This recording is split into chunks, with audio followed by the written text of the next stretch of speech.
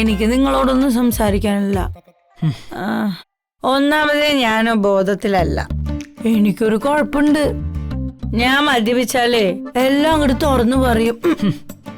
അതുകൊണ്ട് തന്നെയാ. വാ അമ്മേ.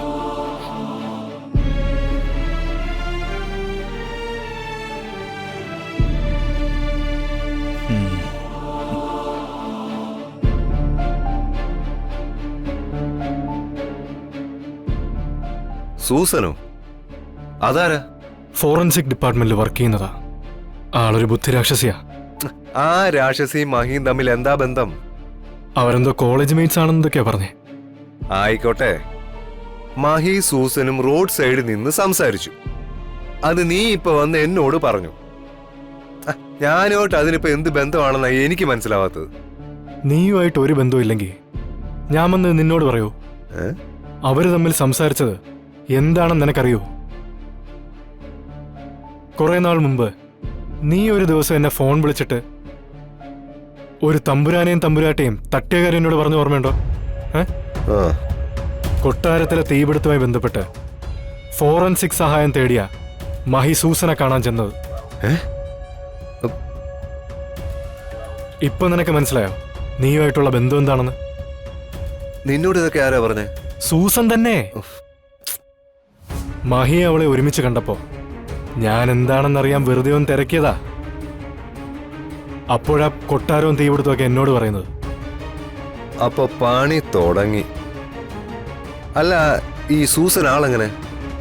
പൈസ കൊടുത്താ നമ്മുടെ കൂടെ നിൽക്കൂ? ആ ബെസ്റ്റ്. പൈസയും കൊണ്ട് അങ്ങോട്ട് ചെല്ല്. അവൾ ആ പേരും പറഞ്ഞ് കേസെടുത്ത് നിന്നെ പിടിച്ച് ആത്താക്കും. വല്ലാത്തൊരു തൊല്ലയാ അവര്. സൂസനെ കൂടെ നിർത്തുന്ന കാര്യം നീ ആലോചിക്കേ വേണ്ട. വേറെന്തെങ്കിലും വഴിയുണ്ടോ നോക്ക്. നീ ചെല്ല്, ഞാനൊന്ന് ആലോചിക്കട്ടെ. കൂടെ നിൽക്കാത്തവളെ മാറി നിൽക്കണം. എനിക്കറിയാം എന്ത് ചെയ്യണമെന്ന്. നീ ആലോചിച്ച് തീരുമാനിക്കും. എന്റെ പേര് ഒരിടത്തും വരാതിരുന്നാ മതി. സൂസൻ.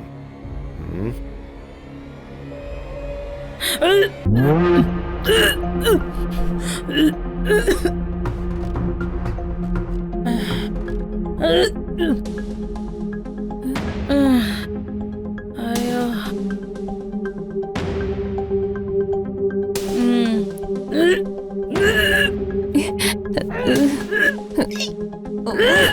നിർത്തോ? കണ്ണി കണ്ണത്തൊക്കെ വലിച്ചു കയറ്റിയിട്ട്.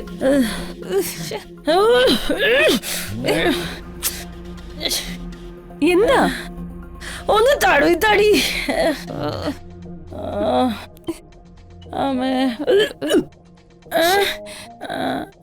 എന്താ ചേച്ചിക്ക് ഇതിന്റെയൊക്കെ വല്ല ആവശ്യമുണ്ടോ? എന്തിനാ ഇതൊക്കെ ചെയ്യുന്നേ? മതി മതി. നീ എനക്കറി ഉപദേശിക്കാനൊന്നും വരണ്ട. ഞാൻ എന്ത് ചെയ്യണോന്നേ എനിക്കറിയാം. ആയിക്കോട്ടെ, എങ്കിലും ഈ ദുശീലമൊക്കെ എന്തിനാ തുടങ്ങിയത്?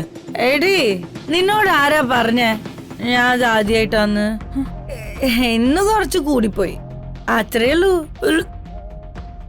പിന്നെ ദുശീലത്തിന്റെ കാര്യം ഇത് എനിക്ക് ശീലമുള്ളതാ. ഇതൊക്കെ അമ്മ അറിഞ്ഞോ എന്തുമാത്രം വിഷമിക്കുന്നറിയോ? ഓ എടി, അവരെന്തിനാ വിഷമിക്കുന്നേ? അവർക്ക് കൊടുക്കാത്തോണ്ടാ?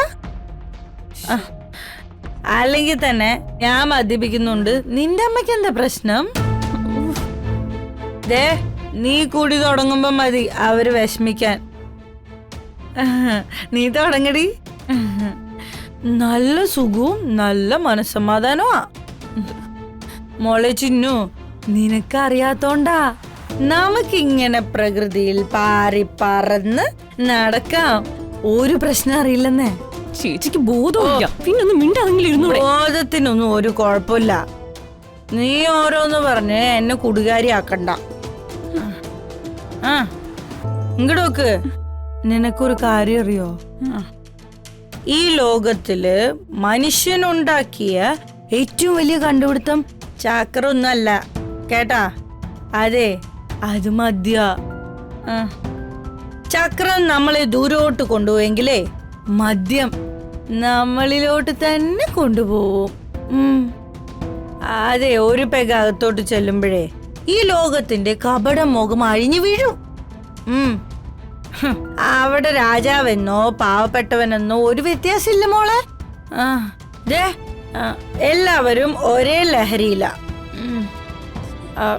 അതിൽ നീയും പങ്കുചേരണമെന്നാ എന്റെ ഒരു അഭിപ്രായം. നീ മാത്രമല്ല, ഈ വീട്ടിലുള്ള എല്ലാവരും.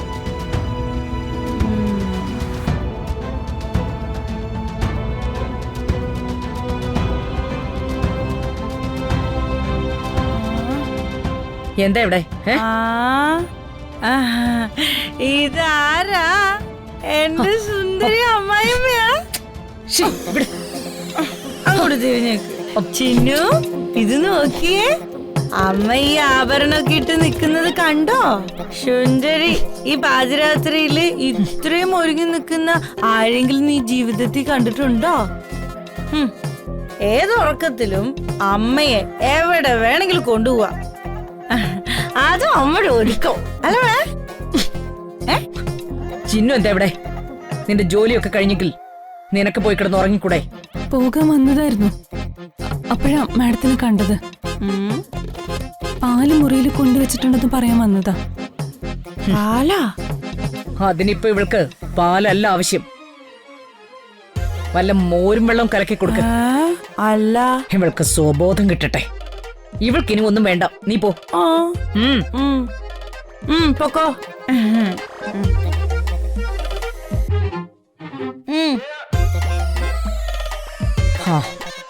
നീ എന്റെ മുറിയിലേക്ക് വാ. എനിക്ക് നിന്നോട് കുറച്ച് സംസാരിക്കാനുണ്ട്. അല്ല, എന്തോന്ന് സംസാരിക്കാൻ? നോക്കിയേ, എനിക്ക് നിങ്ങളോടൊന്നും സംസാരിക്കാനില്ല. ഒന്നാമതേ ഞാൻ ബോധത്തിലല്ല. എനിക്കൊരു കുഴപ്പമുണ്ട്. ഞാൻ മദ്യപിച്ചാലേ എല്ലാം അങ്ങോട്ട് തുറന്നു പറയും. അതുകൊണ്ട് തന്നെയാ നിന്നോട് സംസാരിക്കണം എന്ന് പറഞ്ഞതും. ഇവിടെ പരസ്യമായിട്ട് നിന്ന് സംസാരിക്കണ്ട, നീ അങ്ങോട്ട് വാ. അല്ല, അത് പിന്നെ ഞാൻ വന്ന. അയ്യോ, പോയോ?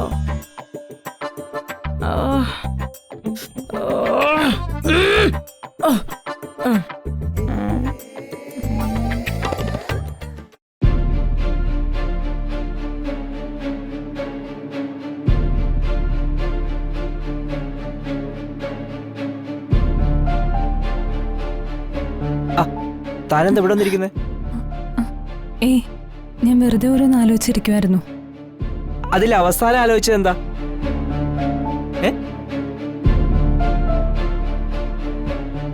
അച്ഛന്റെ കാര്യം തന്നെയാ.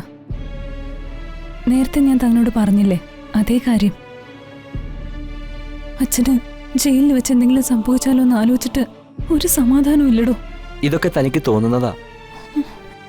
ദാസേട്ടന് ജയിലിൽ ഒരു കുഴപ്പമുണ്ടാവില്ല.